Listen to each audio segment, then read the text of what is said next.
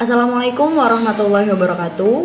Kami dari kelompok A22 akan mempresentasikan tugas akhir dari praktikum teknologi sediaan farmasi solida dengan judul granulasi kering.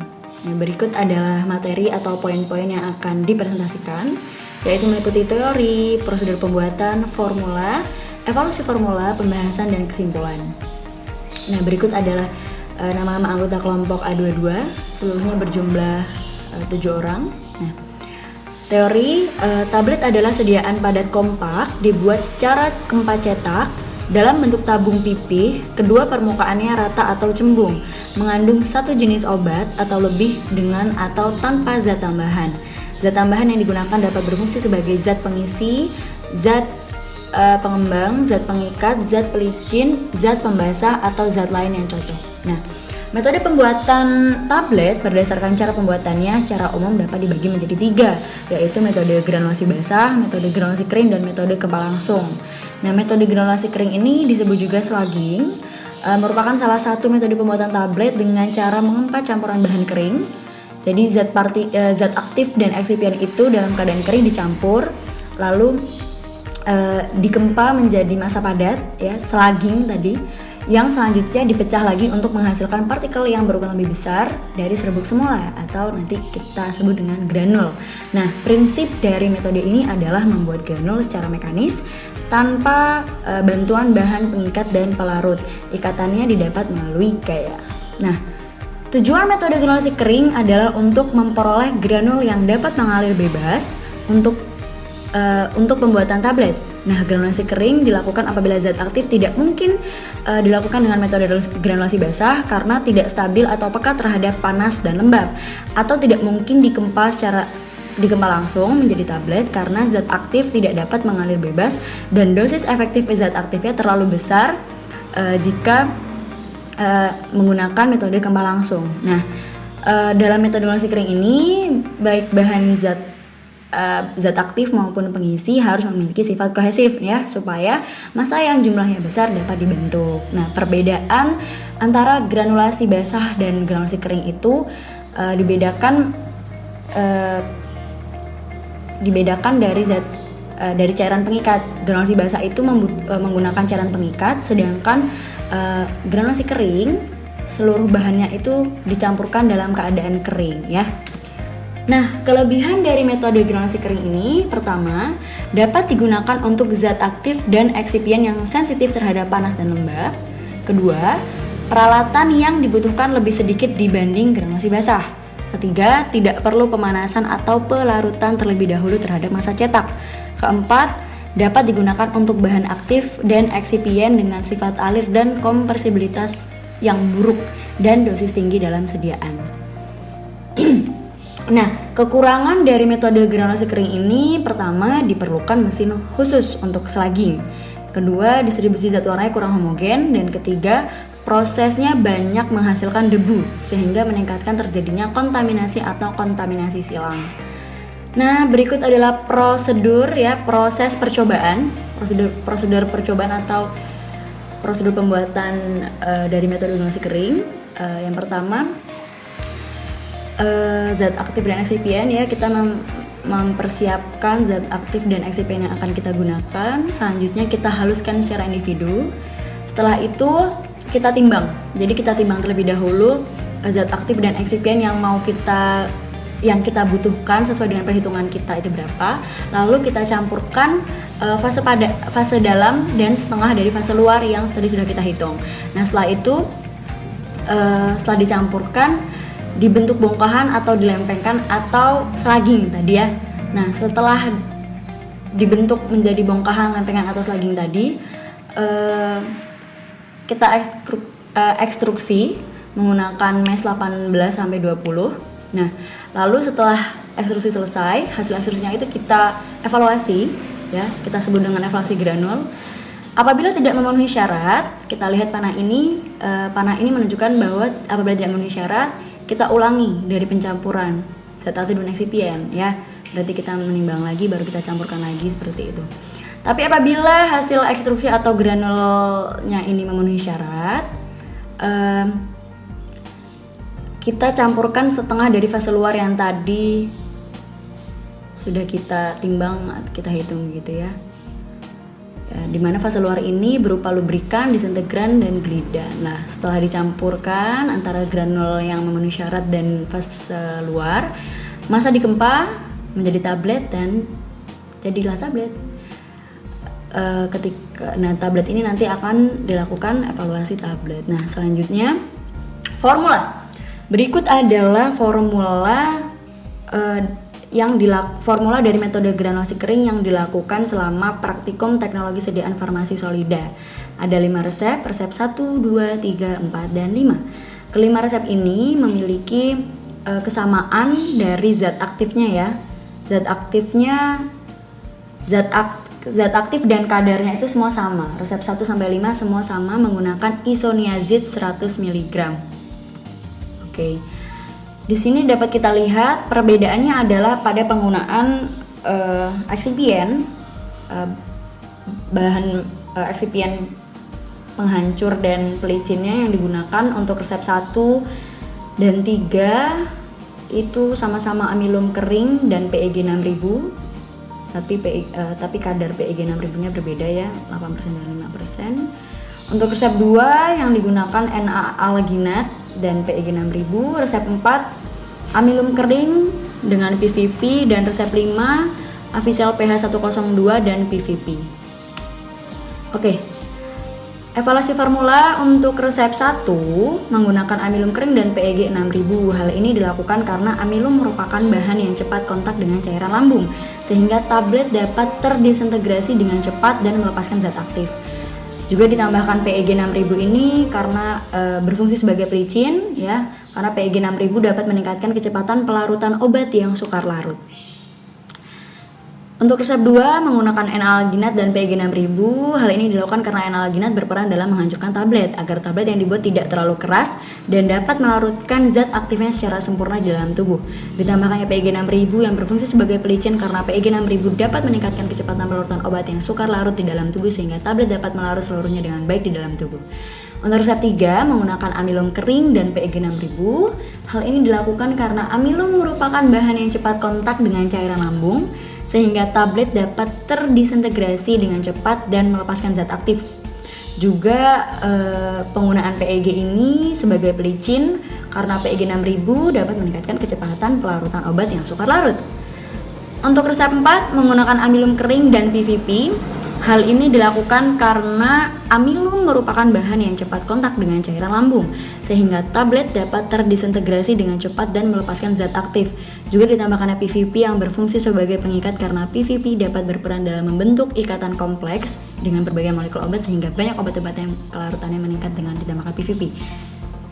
Oke, untuk resep 5 menggunakan Avisel pH 102 dan PVP, hal ini dilakukan karena Avisel pH 102 ini berfungsi sebagai disintegran, dapat mengembang karena dia mengembang dengan adanya cairan saliva, menyebabkan tablet dapat lebih cepat pecah di dalam tubuh dan memiliki waktu hancur yang baik. Menggunakan PVP sebagai pengikat karena PVP dapat berperan dalam membentuk ikatan kompleks dengan berbagai molekul obat sehingga banyak obat-obatan yang kelarutannya meningkat dengan ditambahkannya PVP. Oke, berikut adalah evaluasi dari granul.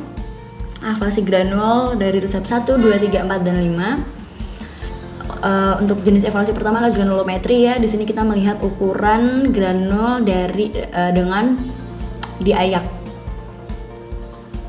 Oke, di sini resep 1, 2, 3, 4, dan 5. Selanjutnya jenis evaluasinya adalah sifat alir. Resep 1, 2, 3, 4, dan 5. Selanjutnya jenis evaluasinya adalah bobot jenis, biji ruah dan biji mampat. Selanjutnya kadar mampat. Oke, nah untuk selanjutnya ada evaluasi IPC. Jenis evaluasinya ada sifat alir, bobot jenis, dan kadar mampat. Resep 1, resep 2 tidak ada, resep 3 berikut, resep 4, resep 5. Oke. Selanjutnya evaluasi tablet. Jenis evaluasi yang dilakukan dengan tablet yang sudah dikempa, yaitu dievaluasi variabilitas atau fleksibilitasnya, waktu hancurnya, keseragaman bobot, keseragaman ukuran ya dari diameter, ketebalan, dan kekerasan dari tablet. Oke, ini adalah hasilnya. Untuk resep 1, resep 2, resep 3, resep 4, dan resep 5. Oke. Nah, dari 5 resep tersebut ternyata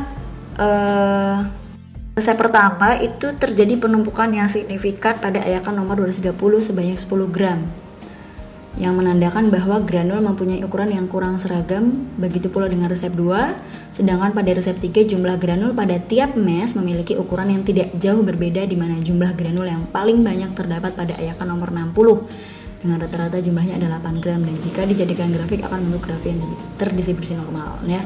Karena diharapkannya itu dari evaluasi granul ini ukuran granul itu berdekatan. Jika ukurannya berdekatan, nanti aliran sifat alirnya granul itu akan baik gitu. Dan apabila dibentuk kurva dari hasil yang didapatkan akan membentuk kurva distribusi normal. Oke, pada uji kadar mempat didapatkan kadar mempat dari resep 1 sampai 3 itu nilainya 20-27%, di mana granul yang baik itu syarat dari granul yang baik itu, syarat dari kadar mempat dari granul yang baik itu kriterianya rentan 5-12%. Nah, untuk resep 4 dan 5 itu memenuhi syarat tersebut ya, memenuhi syarat kadar mempat granul yang baik, yaitu nilainya 7,63% dan 5,76%. Nah, di kadar pada uji IPC-nya pun resep 4 dan 5 masih memenuhi syarat 5,3% sampai 9,3%. Nah, selanjutnya pada uji sifat alir, rata-rata sifat alir dari 5 resep itu baik, di mana pada prasyarat sifat alir yang baik itu adalah lebih dari 10 gram per second, dan pada resep 4 dan 5 didapat sifat alir yang sangat baik, yaitu antara 35 gram per second sampai 50 gram per second.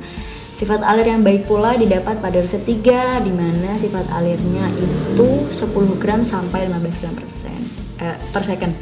Nah, sedangkan untuk resep 1 dan 2 itu sangat kecil, 0,0002 gram per second sampai 0,01324 gram per second ya.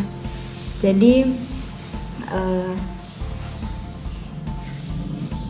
sifat alir yang baik ini dapat kita lihat ada pada resep 4 dan 5 dan 3. Oke. Selanjutnya, berdasarkan 5 praktikum yang dilakukan, BJ ruah berkisar antara 0,536 gram per mililiter sampai 0,7526 gram per mililiter, sedangkan BJ mampat berkisar antara 0,6760 gram per mililiter sampai 0,803 gram per mililiter. Nah, didapatkan beberapa jenis yang baik terdapat pada resep 4, yaitu dengan BJ ruahnya 0,714 gram per mililiter dan BJ mampatnya 0,773 gram per mililiter yang memiliki selisih paling kecil. Nah, BJ ruah dan BJ mampat yang kurang baik terdapat pada resep 2, di mana selisih antara BJ ruah dan BJ mampat itu sangat jauh selisihnya. Nah, jadi berdasarkan farmakope 3 ini ya, selisih antara BJ ruah dan BJ mampat itu tidak terlalu jauh atau berdekatan, maka kemungkinan campuran tersebut memisah kecil. Oke, lanjut untuk evaluasi variabilitas. Ini kita sudah masuk ke evaluasi tablet. Untuk evaluasi variabilitas yang telah dilakukan, berat tablet yang hilang pada resep 1 dan 2 adalah 50% dan 16%. Nilai ini sangat besar. Sedangkan pada resep 3 nilai kehilangan berat resep 3 itu kehilangan bobot tabletnya itu hanya 1,067%. Karena syarat dari Lehman ya, bahwa variabilitas kehilangan berat lebih kecil dari 0,5% sampai 1% itu masih dapat dibenarkan. Jadi masih diperbolehkan. Nah, untuk resep 4 dan 5 itu kehilangan bobotnya, kehilangan beratnya hanya sebesar 0,763% dan 0,305%, sehingga pada tablet 4 dan 5 tabletnya itu memenuhi syarat karena tadi ya, menurut Lahman tadi. Oke. Selanjutnya untuk keseragaman ukuran tablet, kelima resep tersebut menghasilkan keseragaman ukuran tablet yang memenuhi syarat dari Farmakopeia Indonesia edisi 3, di mana syaratnya itu diameter tablet tidak lebih dari 3 kali dan tidak kurang dari 1/3 tebal tablet ya. Begitu. Nah, selanjutnya dari 5 resep itu didapatkan kekerasan yang sangat baik, yaitu berkisar 4,54 kg sampai 7 kg. Nah, kekerasan ini dipakai sebagai ukuran dari tekanan pengempaan. Dari praktikum yang dihasilkan didapatkan bahwa tablet yang dibuat telah memenuhi prasyarat yang menggunakan monografi farmakokinesa edisi 3. Prasyaratnya yaitu antara 4-10 kg. Jadi kelima resep tersebut sangat baik kekerasannya ya. Nah, selanjutnya keseragaman bobot. Pada evaluasi keseragaman bobot tablet, evaluasi keseragaman bobot ini pada resep 1 dan 2 tidak memenuhi syarat karena adanya persentase penyimpangan 2 tablet. Sedangkan pada resep 3, 4, dan 5 bobot tablet tidak ditemukannya penyimpangan baik pada kolom A maupun kolom B ya. Digunakan untuk kolom A lebih 7,5% dan kolom B 5% karena tadi bobot tabletnya itu adalah 250 mg. Oke. Lanjut, pada evaluasi waktu hancur yang telah dilakukan, waktu hancur tablet yang dibuat pada resep 1 dan 2, waktu tablet terakhir hancur itu lebih dari 15 menit. Nah, ini digolongkan kurang baik ya, karena pada resep 3, 4, dan 5 waktu hancur berkisar 8-14 menit ya. Kita menggunakan data dari monografi Farmakopeia Indonesia edisi 4. Waktu hancur yang baik untuk tablet itu harus tidak lebih dari 15 menit. Itu untuk tablet tidak bersalut dan tidak lebih dari 60 menit untuk tablet salut. Nah, ini kan tablet karena tablet yang kita buat ini termasuk tablet yang tidak bersalut, maka tidak boleh lebih dari 15 menit. Dikatakan tablet itu baik. Nah, perbedaan penggunaan penghancur pada resep 4 dan 5 memberikan efek yang berbeda pula. Jadi PVP yang dikombinasikan dengan avisal pH 102 pada resep 5 meningkatkan konsentrasi bahan pengikat, dapat mengurangi sifat fisik tablet terutama pada kerapuhan tablet. Jadi untuk resep 5 itu baik gitu, penggabungan bahan PVP dan avisal pH 102 ini. Begitu. Oke, kesimpulan yang kami dapatkan, pertama, Formula 5 memiliki variabilitas yang baik. Kedua, resep yang terbaik terdapat pada resep 5 karena sifat fisiknya itu baik ya dibandingkan resep lainnya. Ketiga, penggunaan PVP pada resep 4 dan 5 memberikan sifat alir yang baik. PVP terakhir, keempat, PVP yang dikombinasikan dengan avisal pH 102 pada resep 5 sebagai bahan penghancur memberikan peningkatan konsentrasi bahan pengikat, dapat mempengaruhi sifat fisik tablet terutama pada kerapuhan tablet. Oke, berikut adalah daftar pustaka kami, daftar pustaka yang kami gunakan maksud saya.